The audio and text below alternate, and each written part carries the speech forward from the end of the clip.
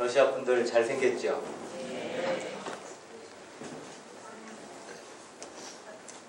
저희가 올해로 20년째 러시아 선교가 됩니다. 우리 조영래 목사님이 98년부터 저희 사역을 함께 이렇게 동역을 해주셔서 벌써 10년이 넘었네요. 오셔서 저희 모스크바 선교신학대학에서 강의도 해주시고 또 10년 넘게 저희 또 계속 후원도 해주시고 하여튼 정말 이 목사님 부산 사나이시잖아요. 말씀은 없는데 정말 의리의 목사님 같아요. 정말 제 선교 가는 길에 있어서 정말 좋은 동역자요, 또 친구요, 또 저희 좋은 후원자, 정말 잊을 수 없는 귀한 목사님 너무 감사합니다. 한내교회랑 잘 맞는 것 같아요. 우리 목사님이랑 한내교회랑 잘 맞는 것 같습니다. 저희가 이제 올해로 20년째가 되니까 벌써 저희들이 처음 가서 복음을 전하고 또 그분들을 통해서 이제 교회가 세워지고 또 그 중에서 또 이제 헌신한 사람들이 나와서 또 신학교가 세워져서 그 사람들이 이제 신학교 공부를 하고 또 공부한 사람들이 또 이제 이렇게 95년도에 성결 교단을 또 만들어가지고 또 목사 안수도 주고 그래서 이제 20년째가 되니까 러시아 현지 목사님들을 통해서 함께 동역을 하는 위치가 되었습니다. 처음에는 저희 선교사들이 다 했지만 이제는 러시아 제자 목사님들이 교회건 신학교건 이렇게 든든한 동역자가 되어서 함께 러시아 성결교단을 지금 이루어가고 있는데 러시아는 지금 저희 가정이 모스크바에는 예전에 목사님 말씀한 대로 많을 때는 한 10가정이 있어서 굉장히 서로 힘이 됐었는데 IMF 이후에 한 분, 두 분 이렇게 빠지기 시작해서 이제 저희 가정만 이렇게 남아 있습니다. 그러나 또 다른 6개 지역에 저희 교단 선교사님들이 함께 동역을 하고 있어서 러시아에는 지금 7가정의 성결교단 교육자 선교사들이 함께 러시아 복음화를 해서 일하고 있습니다. 저희가 러시아 선교를 해보니까 러시아 선교가 결코 쉬운 나라는 아닌 것 같습니다. 왜냐하면은 이 러시아 선교는 한국 교회가 이렇게 한 번도 해보지 않은 그런 특별한 선교지예요. 첫째는 러시아 선교지는 공산권 나라의 선교지입니다. 그러니까 이 자유주의, 민주주의 국가에서 자란 우리들이 이 공산주의 속에서 큰 사람들의 이 사고 구조와 이 세계관을 이해가 안 돼요. 어떤 때는. 그러니까 이거는 전혀 다른 세계의 사람. 아마 제가 이 북한이 통일돼도 북한 사람들과 우리 사람들이 벌써 이렇게 상당수 떨어져 살았잖아요. 그리고 그분들은 공산주의 체제 속에 살아왔기 때문에 얼굴은 똑같아도 벌써 이 세계관 자체가 다 다릅니다. 그래서 이 문화 자체가 또 다른 문화를 형성되어 있어서 저희들이 참 당황할 때가 많이 있고, 두 번째는 러시아는 한국교회가 한 번도 경험해보지 못하는 그런 러시아 정교회라고 하는 그런 기독교, 우리 기독교의 한 갈래인데 우리는 그걸 경험해보지 못했어요. 카톨릭도 아니고 개신교도 아니고 러시아 정교회라고 하는 건데 그 사람들은 이렇게 예배를 드려도 이렇게 교회 안에 들어가면 의자가 없습니다. 서서 예배 드리다가 1시간이고 2시간 앞에서 이렇게 그냥 이 사제가 제사 제도 같은 그런 의식을 행하면 서서 있다가 바쁘면 그냥 가고 좀 더 시간 있는 사람은 더 있다 가고 그냥 자유로워요. 그리고 악기도 없어요. 피아노나 뭐 드럼이나 이런 거 상상할 수가 없어요. 그냥 다 아카펠라 목소리로만 찬양을 해요. 그리고 설교가 없어요. 다 그냥 제사 제도니까. 그러니까 분명히 신학적으로 보면 이게 기독교와 별반 다를 것이 없는데 그 사람들의 그런 종교 형태는 우리와 너무 다르니까 이것을 어떻게 우리가 이 사람들에게 복음을 전해야 될지 결코 쉬운 일은 아니더라고요. 왜냐하면 그분들이 볼 때는 정교회라는 것은 바른 교회, 그러니까 기독교의 진짜 종교는 자기들이라는 거예요. 그러니까 거기서 떨어져 나온 카톨릭도 잘못된 교회인데 카톨릭에서 떨어져 나온 개신교는 더 잘못된 거예요. 그러니까 2단 중에 2단이야. 우리는 그분들이 볼 때. 그런데 러시아가 1000년 동안이나 기독교 정교회가 국교였어요. 그러니까 모든 언어와 문화 속에 이런 그 정교의 문화가 다 배어 있어요. 그러니까 삶이에요. 문화예요. 그런 사람들에게 저희들은 아주 이상한 이단의 한 분파일 뿐이에요. 그런 그 정교의 문화권이라는 것이 좀 특별했고, 또 한 가지는 유럽이잖아요. 러시아가 유럽입니다. 그러니까 생긴 것을 아까 다 보셔서 알겠지만 생긴 게 다 유럽 사람들이고 의식이 유럽 사람들이기 때문에 러시아는 아직도 세계 강대국 중에 하나예요. 한국의 통일과 밀접한 연관을 맺고 있는 나라 중에 하나가 이 러시아입니다. 러시아가 어떻게 손을 드냐에 따라서 통일 문제가 달라집니다. 그러니까 세계에서 아직도 미국이 눈치 보는 나라가 있다면 러시아입니다. 그러니까 유럽 사람에다가 세계 강대국이라는 이 자존심이 엄청 센 나라가 바로 이 러시아다 보니까 이 세계의 이 한계를 뛰어넘어야 되는 거죠. 그러니까 공산권, 정교회권, 유럽 문화권, 이것을 동양에서 자란 우리들이 그 사람들에게 가서 얼마나 무시하는지 몰라요, 마음적으로. 그렇지 않겠어요? 벌써 외모부터 우리는 딸리잖아요. 그 사람들은 키우고 크고, 아유, 전화를 받다 보면 막 목소리가 싸우는 목소리 같아. 러시아 말 자체가 그래요. 싸우는 게 아니라 그 전투적인 말 자체가. 그런데 우리를 보는 것은 정말 그 사람들이 볼 때는 이 기독교의 한 분파죠. 또 동양에서 조그만 나라에서 왔죠. 한국의 한반도를 합한 이 77배예요. 그러니까 한국의 77배가 러시아라고. 그러니까 이거 러시아의 한 주보다도 못한 나라가 한국인데 거기에서 온 동양인 선교사가 이 복음을 전한다는 것이 그게 결코 쉬운 일은 아니라는 것을 세월이 오랜 지난 다음에 깨닫게 된 겁니다. 그전에는 정말 모르고 달려들은 거죠. 근데 그래서 그 러시아 선교에 우리 같은 이 동양에서 온 이 선교사가 복음을 전하고 그 사람들이 그 복음을 받아들이고 변화되고 예수 믿고 그리고 저희들의 제자가 되고 또 저희들이 그 사람들에게 목사 안수를 주어서 또 교회를 개척하게 하는 거, 이게 기적입니다. 아멘. 아니 동양에서 온 이 선교사를 영적 아버지로 생각하고 그의 가르침을 받으려고 그러고 이게 여러분 어떻게 복음의 능력 아니면 가능하겠습니까? 우리도 이 지나온 세월을 이렇게 보고 우리의 이제 그 제자들 이렇게 이제 교제하면서 볼 때는 참 이거는 기적이다. 어떻게 당신 같은 사람이 나를 아버지라고 생각하고 영적 지도를 받으려고 그러고 말씀을 들으려고 그러고 이거는 하나님이 하실 수밖에 없는 거예요. 우리 조영래 목사님 와서 몇 번 우리 신학교에서 강의해 보셨지만 얼마나 잘 들어요. 이 사람들은요, 이 한자도 빼놓지 않고 다 적어요. 이게 참 복음의 능력이에요. 그래서 제가 러시아 선교를 하면서 정말 느낀 거는 사도 바울처럼 내가 복음을 부끄러워하지 않으니 이 복음은 모든 믿는 자에게 능력을 갖다주는 하나님의 능력이 된다. 구원을 갖다주는 하나님의 능력이다. 그러니까 이 복음은 아무리 유럽 사람이건 아무리 공산권 사람이건 어떤 사람이라 할지라도 이 복음을 믿으면 그 사람들이 구원함을 받고 그리고 삶이 변화되는지 믿습니다. 아멘. 그러니까 우리 주변에 저 사람은 안 돼 그렇게 판단하지 마십시오. 그 사람도 복음이 들어가면 변화되는지 믿습니다. 그의 가정도 변화되는지 믿습니다. 안 되는 것이 없어요. 이 복음은 바로 구원을 갖다주는 하나님의 엄청난 능력입니다. 아멘. IMF 이후에 선교사들이 떠날 때 그 사람들은 이런 생각을 할 수 있어요. 이제 우리는 돈도 없다. 우리는 후원해줄 사람도 없다. 우리가 그 사람들에게 내세울 것은 이 돈밖에 없었는데 이제 우리는 돈도 없다. 그러니까 어떻게 내가 이 선교를 감당하겠는가? 그렇게 생각할 수 있어요. 그러나 그렇지 않습니다. 내게 은과 금은 내게 없거니와 내게 있는 것 곧 나사렛 예수 이름으로 명하는 일어나 걸어라. 아멘. 우리 안에 있는 예수 그리스도의 능력은 우리의 실력과 우리가 갖고 있는 인생의 경험과 상관없이 그 속에서 능력으로 역사하는지 믿습니다. 아멘. 제가 저희 제자 가운데 한 친구는 아주 그 알코올 중독자였었는데 이 친구가 예수를 믿고 이렇게 크리스찬이 되었어요. 근데 그 사람이 변화되는 과정을 보면 이 복음이 어떻게 한국에서 내가 봤던 그 능력이 어떻게 이 사람들에게 동일하게 이렇게 나타나? 정말 신기한 것입니다.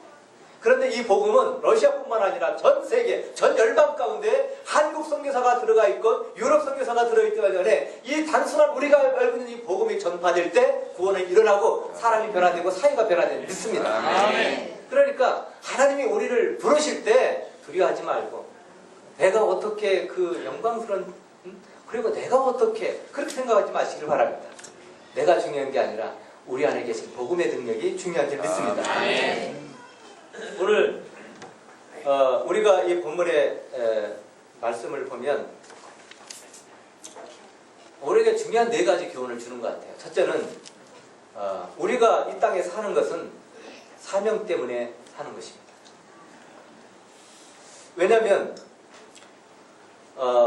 오늘 예수님께서 요한복음 4장 33절에 보면 누가 먹을 것을 갖다 주셨습니까? 이렇게 제자들이 질문하는 질문이 나오는데 그 앞구절에 어떤 내용인지 아시죠? 예수님이 행로에 지쳐서 여행 중에 지쳐서 요즘에는 한국말도 이렇게 잘 생각이 안 나. 어떤 때는 한 20년 이렇게 되다 보니까 정말 그 단어가 생각날 듯 하면서 생각이 안 나는 거예요. 주여. 우리 애가 4년 만에 이렇게 한국에 들어왔는데 그때는 김포공항이죠. 김포공항에 딱 가더니 아이가 두리번 그러더니 그러는 거예요. 아빠, 여기는 왜 이렇게 한국 사람이 많아? 화장실에 가도 한국 사람, 뭐 밖에 나와도 한국 사람, 뭐 상점에 가도 한국 사람, 매일 러시아 사람만 보다가 그래서 이 한국말도 자꾸 이렇게 잃어버리는 것 같아요. 이 수가성이라고 하는 우물가에 털썩 주저앉아서 예수님이 피곤해서 쉬고 있을 때 제자들이 동네로 내려가잖아요. 빨리 예수님 먹을 것을 준비해보자. 동네에 내려가서 먹을 것을 준비해 갖고 왔더니 예수님이 전혀 달라진 거예요. 얼굴에 생기가 돌고 막 기쁨이 돌고 그리고 막 활력이 넘치고 그래서 제자들이 물어본 거죠. 아니 예수님 누가 예수님께 먹을 것을 갖다 줬습니까? 그러니까 예수님이 아주 더 재밌는 말씀을 했어요. 야 나는 너희들이 알지 못하는 먹을 양식이 나한테는 있다 그랬어요. 그랬더니 야 예수님 대단하네. 그 사이에 언제 그 혼자 먹으실 것을 챙겨놨을까? 응? 우리 보내놓고 주님은 혼자 그 먹을 것을 드시고 힘을 차렸구나. 이렇게 생각할 때 예수님이 그 뒤에서 이런 말씀을 하시죠. 야 내가 말한 양식은 그게 아니야. 여기 뭐라고 말씀했어요?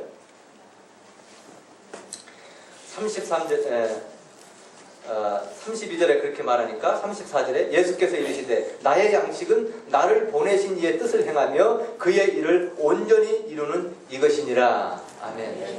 그러니까 예수님이 영적인 활력을 얻고 생기를 얻는 그 비결이 소유의 뭐 넉넉함이나 아니면 오래 쉬었다든가 이런 것이 아니라 예수님이 이 땅에 보내서 하라고 하신 그 일, 우리는 그것을 가리켜 사명이라고 합니다.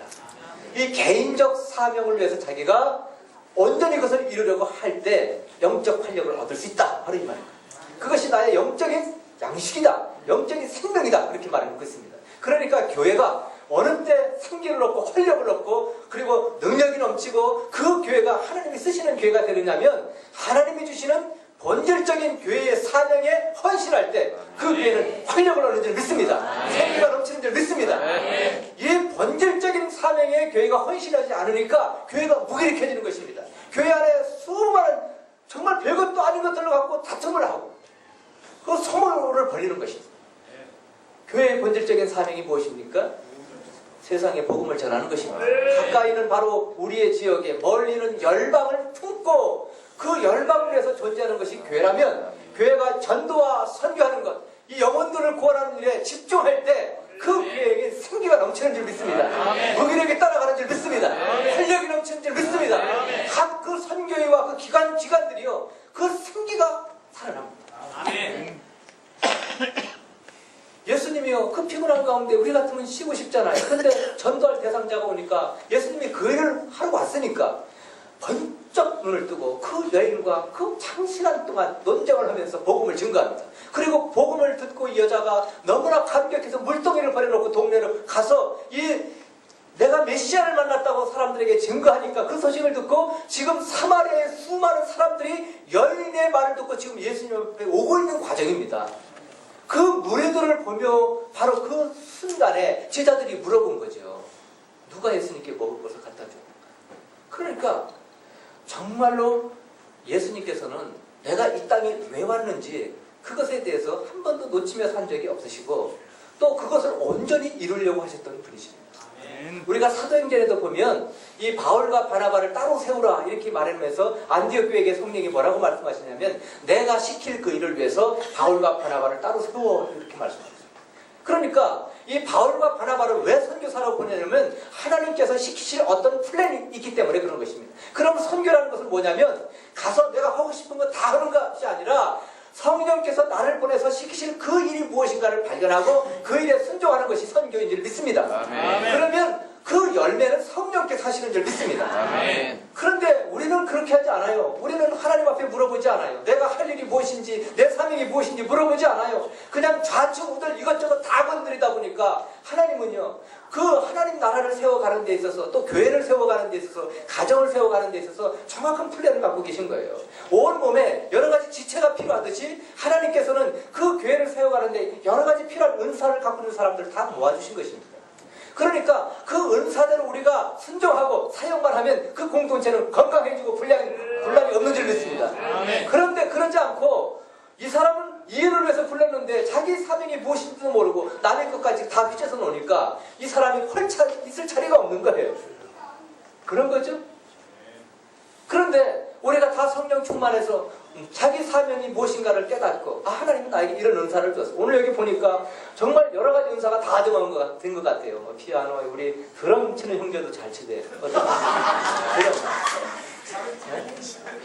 드럼 아주 잘 치더라고요. 예? 아니, 형제. 드럼 치는 형제. 제가 한국말이 좀 어눌하다 그랬잖아요. 그래서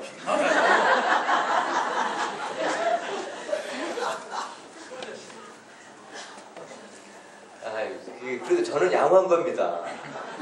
예, 선교사 자녀들은 더 웃긴 게 한국말과 러시아 말을 같이 섞어서 얘기해요. 그래서 들으면은 이게 도대체 무슨 말인지 모르겠어요. 그러니까 야, 아이들이 나 놀고 있는데 야, 이제 좀 밖에 나가 놀아라. 어른들끼리 할 얘기가 있다. 그렇게 얘기했는데 한 선교사 자녀가 이렇게 얘기했어요. 니 나가. 어른들이 깜짝 놀랐어요. 야, 나가라니까. 니 나가.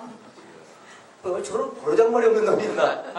그랬더니 그 아버지가 설명을 해주는 거예요. 여기서 니 나가라는 것은 니는 러시아 말로 안 나가 그런 노 그런 뜻이에요. 그러니까 나는 안 나가 그런 뜻이에요.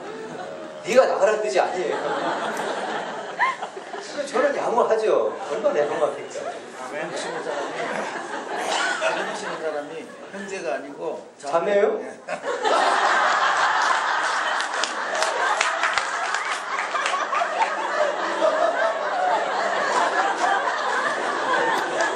이 교회는 여러 가지 헷갈리게 합니다.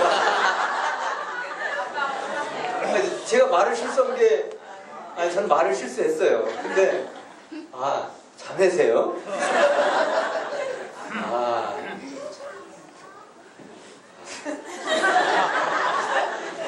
뒤에 설교낸 게 하나도 생각이 안 나.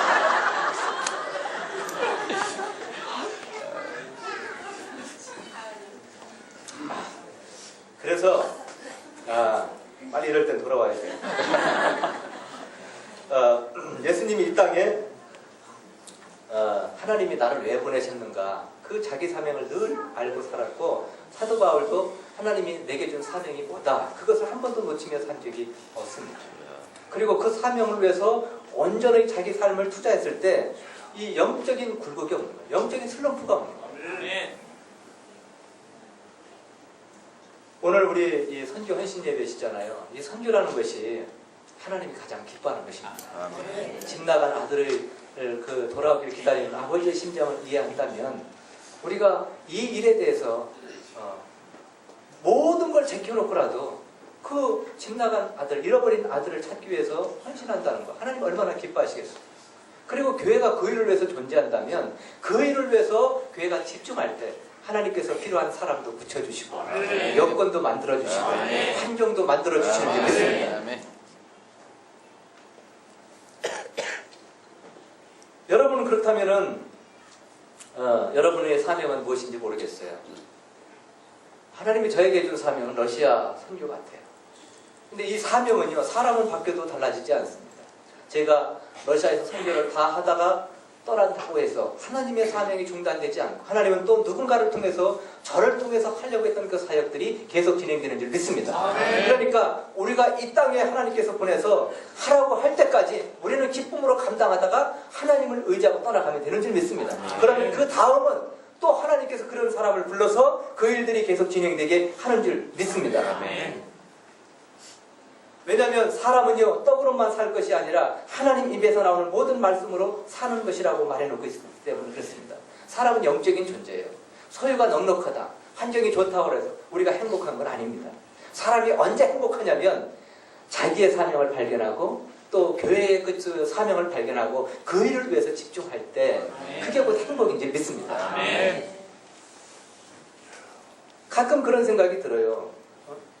우리가 힘들고 어려울 때 좀 더 편한 자리, 좀 더 나은 자리로 이렇게 내려앉고 싶은 생각이 들 때가 있을지 몰라요. 그러나 사랑하는 여러분, 그래서 그 자리를 벗어난 순간 우리가 좀 편할지 몰라도, 우리가 좀 손해는 덜 볼지 몰라도, 그러나 그 순간부터 우리는 영적인 깊은 침체를 경험하게 될 겁니다.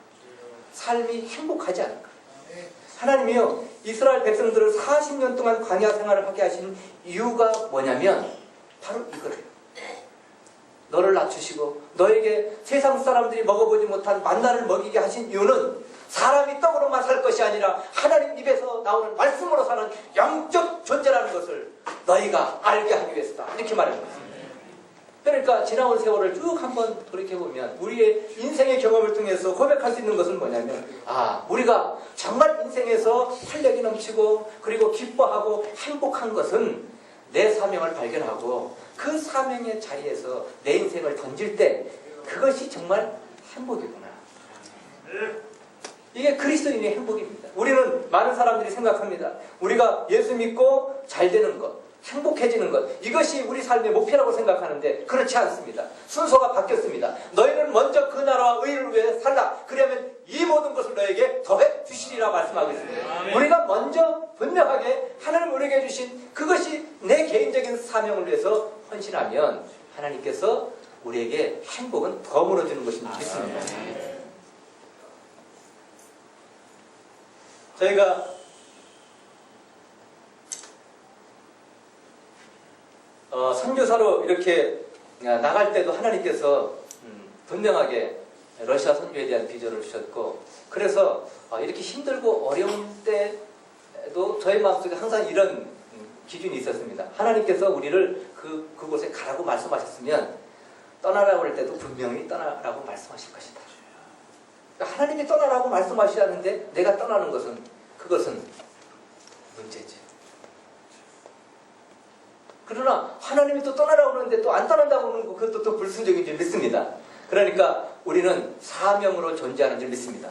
그리고 그 사명에 집중할 때 우리가 활력을 얻고 영적인 생기를 얻을 수 있다. 오늘 주님께서 그것을 말씀해 주고 있습니다. 두 번째는요, 그리스도인들이 살아가면서 이 시대를 분별할 줄 아는 영적 안목을 가져야 된다. 주님 그렇게 말씀하고 있습니다. 왜냐하면 주님께서 이렇게 말씀하시잖아요. 너희가 넉 달이 지나야 추수할 때가 이르겠다 하지 아니하였느냐. 내가 너에게 이르노니 눈을 들어 밭을 보라. 희어져 추수하게 되었다. 주님이 이렇게 말합니다.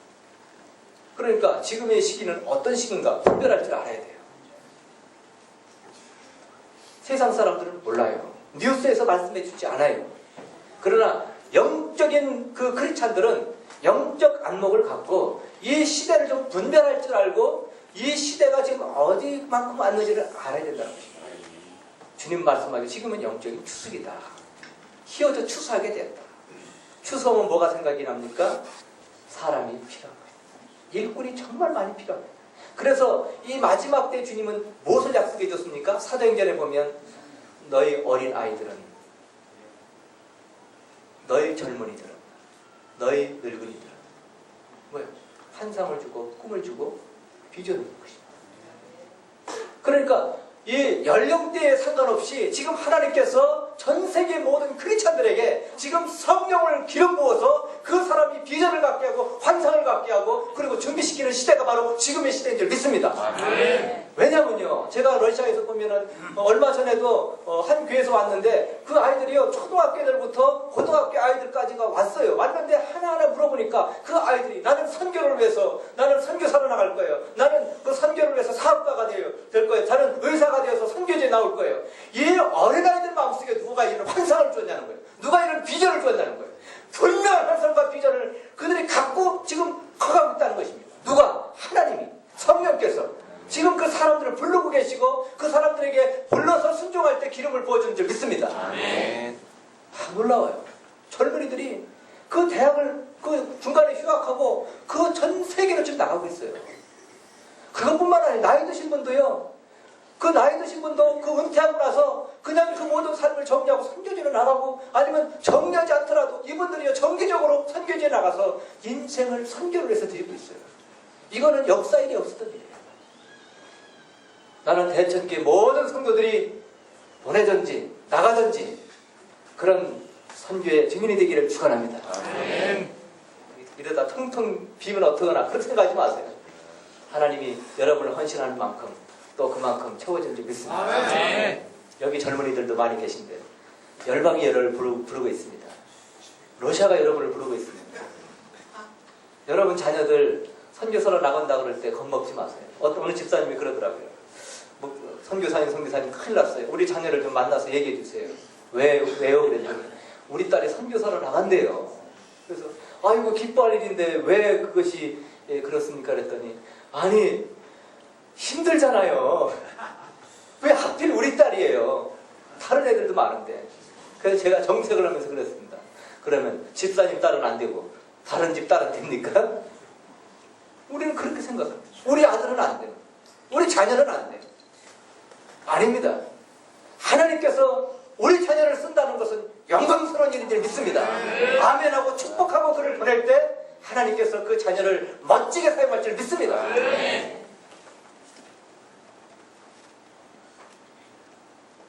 주님께서요, 그래서 이 세대뿐만 아니라 또 뒤에 뭐라고 그랬냐면 내 남종과 여종에게 성령을 부어주시겠다. 이 말은 뭐냐면 지금 우리 시대에 가장 새로운 그 하나의 흐름이 뭔지 아세요? 여자 목회자들과 여자 사역자들이 구름대같이 일어납니다. 텔레비에서도 보죠? 종종 보죠? 지금 우리 이 대전 지역에도 있을 거예요. 그 전에 이게 불과 10년, 20년 전만 해도 볼 수 없던 환경이 이 마지막 때가 되면서 하나의 흐름으로 됩니다. 왜 그런지 아세요? 주님께서 마지막 때가 되기 때문에 한 영혼이라도 더 구원하려고 남종과 여종들에게 기름을 부어주겠다고 약속하신 줄 믿습니다. 그것이 지금 이루어지고 있는 줄 믿습니다. 누가 그들 마음속에 그런 그 열정과 헌신과 부르심을 줬겠어요? 성령께서 그 사람들을 불러서 기름을 부어준 줄 믿습니다. 그러니까 우리는 이 시대가 지금 하나님께서 어떻게 지금 그 때가 되었고 하나님이 지금 얼마나 바쁘신지 우리가 그런 걸 보면서 깨달아야 됩니다. 믿습니다. 그러니까 남자건 여자건 구분하지 마세요. 하나님이 부르실 때 아멘하고 순종하는 여러분들 되시기 바랍니다. 아멘. 제 조카도 신학을 하고 지금 목사가 되려고 그래요. 그러니까 요즘에는요 하나님이 그러시는 것 같아요. 사랑하는 여러분, 지금은요 정말 마지막 때가 되었습니다. 왜냐하면 제가 선교지 있으면서 이 성경을 보니까 마지막 때의 세 가지 징조를 우리에게 말씀해 주었는데 그 세 가지 징조가 지금 거의 다 이루어져 가고 있습니다. 한번 확인해 볼까요? 첫째는 마지막 때가 되면 지구상에 각종 자연재해가 일어나고 전쟁이 끊이지 않는다 그랬습니다. 그래놓고 뒤에 뭐라 그랬냐면 그러나 이것은 마지막 때가 이제 시작된 진통에 불과하다 그랬어요. 그러니까 그런 걸 우리가 자주 지금 지진이나 이런 걸 보면서 뭘 느껴야 돼요? 마지막 때가 지금 시작이 되었네? 우리가 그걸 느낄 수 있는 것입니다. 그리고 또 주님은 두 번째 뭐라 그러냐면 저주받은 무화과 나무가 회복되면 그때는 예수 그리스도께서 너희 문 앞에 온 줄 알라 말씀했습니다. 너희 문 앞에 왔다는 것은 뭐예요? 주님이 이 세상에 다시 오실 그때가 가까이 왔다는 거죠. 이 무화과 나무가 무엇입니까? 저주받은 무화과 나무가 이스라엘을 의미합니다. 복음을 거절해서 이 복음이 이방인에게 넘어갔습니다. 지난 2000년 동안 이스라엘은 제외되고 모든 이방인들에게 복음이 전해진 시기가 된 것입니다. 그런데 이 이스라엘이 회복된다는 것은 이방인에게 갔던 이 구원의 기회가 점점 끝나간다. 끝났다. 그 얘기입니다. 그러니까 이스라엘이 마지막으로 주님께서 돌아오는 그때 이제는 더 이상 전도의 기회, 선교의 기회는 끝났다. 그렇게 보시면 되는 것이죠. 그런데 놀랍게 1991년 10월에 러시아가 무너지고 나서 러시아 안에 있던 유태인 120만 명, 러시아계 유태인 120만 명이 본토로 들어갔어요. 근데 그 사람들을 통해서 러시아 안에, 이스라엘 안에 복음이 전해지고 있는 것이죠. 급속도로 복음이 전해지고 있어요. 이건 기적입니다. 왜 하나님께서 그 유태인들을 그 러시아에 그렇게 많은 사람들이 머물다 가게 했는지 우리는 그 뒤에 알게 됐어요. 우리가 작년에 이스라엘에 저희 선교사를 저희 제자를 파송을 했는데요. 가서 보고 지금 얼마나 하나님이 바쁘시게 이스라엘 유태인들을 위해서 일하시고 있는지 저희가 들으면서 이거 정말 때가 됐구나 그렇게 느낀 것입니다. 그러니까 이스라엘이 본격적으로 예수를 믿기 시작하고 주님 앞에 돌아오는 그때가 됐다는 것은 이방인에게 넘어갔던 전도의 기회, 구원의 기회가 다 끝났다는 것을 의미하기 때문에 어쩌면 우리 세대 안에 우리는 다시 오실 주님을 보게 되는 세대가 될지도 모른다는 것입니다. 또한 주님의 세 번째는 모든 민족에게 복음이 전파된 후에 그제 세상이 끝이 오리라고 말씀했잖아요. 그 얘기는 이스라엘 회복과 깊은 연관을 맺고 있는 것입니다. 이스라엘이 돌아오면 모든 민족에게 복음이 전해졌다는 것을 의미합니다. 모든 민족이 다 예수 믿는다는 게 아니에요. 복음 들을 기회를 다 가졌다는 것입니다. 한국도 모든 사람에게 다 복음 전해진 거 아닙니다. 그러나 한국도 모든 사람들에게 복음 전할 기회를 다 주신 것을 의미합니다. 그럼 그 선택은 누가 하냐면 본인이 하는 것입니다. 그래서 우리는 마음이 바쁜 것입니다. 이렇게 시간은 째깍 정말 마지막을 향해서 바쁘게 흘러가는데 우리가 어떻게 해야 되겠나? 교회가 뭘 하고 있어요? 교회가 본질적인 이 주님의 사명, 희어져 추수할 때가 된 이 마지막 시간에 뭘 해야 돼요? 이 시대적인 흐름을 볼 수 있는 안목을 가진 교회는 가만히 있을 수 없습니다. 전도하고 선교하는 일에 모든 정력과 열정을 쏟게 될 것입니다. 그런 교회는 성령이 기름을 부어주시고 그 교회가 영향력 있는 교회로 만들어서 하나님을 사용하시고야 알겠다고 약속하고 계신 것입니다. 그래서 우리는 항상 그 주님이 주시는 영적 안목을 좀 가졌으면 좋겠습니다. 시대를 좀 분별했으면 좋겠습니다. 세 번째는요, 오늘 본문 말씀을 통해 우리에게 말씀해 주시는 것은 사명은 다 다를 수가 있다는 것입니다. 어떤 사람은 씨를 뿌리는 사람이 있고 어떤 사람은 자기가 노력하지 않고 가서 거두기만 하는 사람이 있다는 것입니다. 이건 사명이 다릅니다. 러시아 선교는 저희들은 씨를 뿌리는 사람들입니다. 개척 선교사입니다. 그러니까 처음 가서 교회는 열었는데 누구 동역자 하나 있어야지. 러시아 사람이 하나 있어야지. 그러니까 우리가 전도지 들고 가서 복음을 전하고 복음을 전하다가 그 사람들이 샤프카라는 모자를 꼭 쓰는데 그거는 머리를 보호하기 위해서 쓰는 겁니다. 그런데 우리는 그걸 모르고 그냥 모자를 안 쓰고 전도를 하다가 제 한쪽 청력을 상실했잖아요. 이쪽 귀는 들리지 않습니다. 그리고 제 아내 같은 경우도 집에 또 강도가 밀고 들어와서 한국에서 한 1년 동안 아주 어렵게 통원 치료를 받고 그리고 돌아갔어요.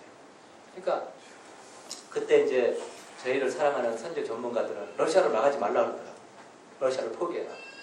차라리 이렇게 우리 얼굴이 똑같은 동양권으로 가라. 전 선교사로 가고 싶어요. 그렇지 않으면 여기 있으라. 근데 제가 양화진에 가서 참 마음의 결단을 다시 하게 됐어요. 양화진에 가서 보니까 그분들은 초기에 왔던 분들은 얼마나 고생이 심했겠어요. 지금처럼 이렇게 한국의 문화가 아니잖아요. 미신과 우상에 찌들어 있고 사람들은 완고하고 가난하고 그게 우리 100년 전의 우리 모습이에요.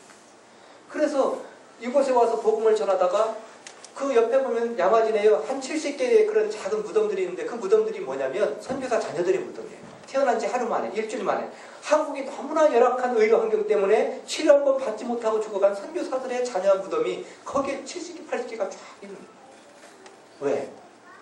사명이니까. 그래서요, 남편이 죽으면 그 아내가 다시 미국에 들어가서 선교사가 돼서 나오는 거예요. 그 아버지가 죽으면 아들이 다시 신학을 하고 다시 한국에 들어와서 복음을 전하다가 또 아들도 이 땅에 자기 생명을 묻었어요. 그렇게 이 땅에 100년 전에 복음을 들고 왔던 사람들이 이곳에서 자기 생명을 던졌기 때문에 오늘 우리는 열매를 거두고 있는 것입니다. 이게 선교예요.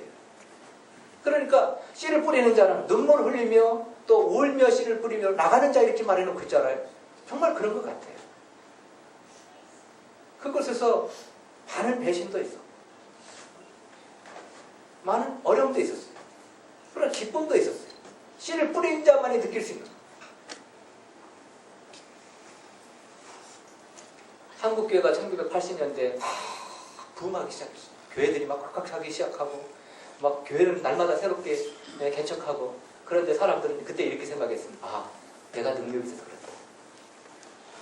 그리고 교만해졌어. 그렇지 않습니다.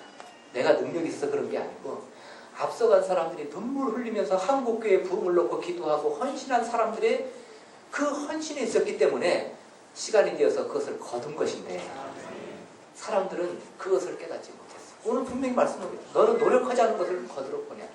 그러면 그것을 감사하고 겸손하게 생각하면서 다시 다가올 다음 세대를 위해서 우리의 그 선배들이 씨를 뿌려놨다면 우리는 지금 거둘 것이 있는데 그들이 거두는데 급급해서 씨를 뿌리지 않으니까 지금 한국교회는 다시 텅텅 비어가고 있는 것이 거둘 게 없는 거예요. 지금이라도 늦지 않은 줄 믿습니다. 다시 우리가 다가올 그 세대를 위해서 씨를 뿌리고 준비할 때 하나님께서 그 다음에 오는 사람은 거둘 것이 있는 줄 믿습니다. 그러니까 사랑하는 여러분, 우리가 어떤 사명의 자리로 불렀다 할지라도 그것 때문에 원망하거나 또 불평하거나 그럴 필요는 없어요. 그 사명은 우리에게 딱 맞는 것입니다. 여러분에게 주신 사명은 여러분에게 딱 맞는 거다. 내게 맞는 거다. 늘 그렇게 생각해요. 왜냐하면 예수님께서 이렇게 말씀하셨잖아요. 달란트 비유를 통해서 주님이 뭐라고 말씀했냐면 그 주인이 각각 종들에게 자기 재산을 나눠줬습니다. 그런데 그 주인이 볼 때 얘는 5달란트, 얘는 2달란트, 얘는 1달란트 정도는 감당할 수 있다고 생각해서 맡겠다는 것입니다.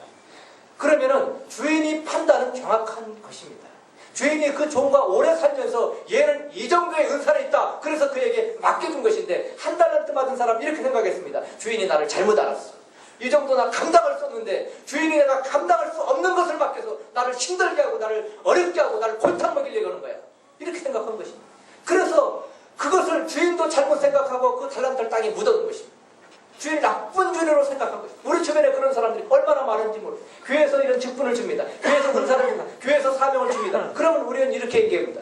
내가 그걸 감당할 수 없는데 목사님이 나를 골탕 먹이다. 나를 힘들게 하려고. 내가 감당할 수 없는 걸 맡겠다. 이렇게 생각합니다. 그렇지 않습니다. 주인이 그 종들에게 각각 맡겼을 때는 주인이 판단을 옳은지 믿습니다. 주인은 종들에게 전 재산을 건 것입니다.